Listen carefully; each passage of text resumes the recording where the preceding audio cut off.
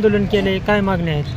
प्रहार संघटनेचे संस्थापक अध्यक्ष तथा अपंगाचे कैवारी असणारे आदरणीय बच्चूभाऊ कडू यांच्या आदेशाने आज संपूर्ण राज्यभरात प्रहार संघटनेच्या वतीनं आम्ही जिल्हाधिकारी कार्यालयापुढे धरणे आंदोलन करत आहोत।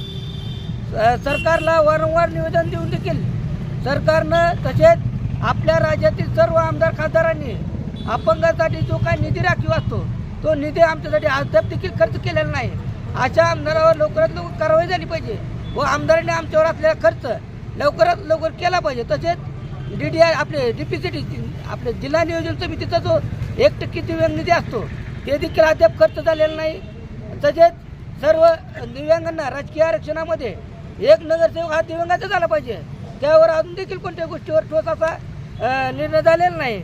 तसेच अपंगाचं 1,500 2 2,500 मानधन झालेलं आहे, ते वेळच्या वेळेवर भेटत नाही, ते देखील आम्हाला वेळच्या वेळेवर व्हावं। आणि कोणत्या अपंगाला 1000 पडली, कोणत्या अपंगाला 1,500 पडली, कोणत्या अपंगाला तर पडलेलीच नाही। यामध्ये एक नियमबद्धता आली पाहिजे व सर्व दिव्यांगाला समान न्याय भेटला पाहिजे। या अनुषंगाने आज आम्ही इथं आंदोलन ठेवलेलं आहे।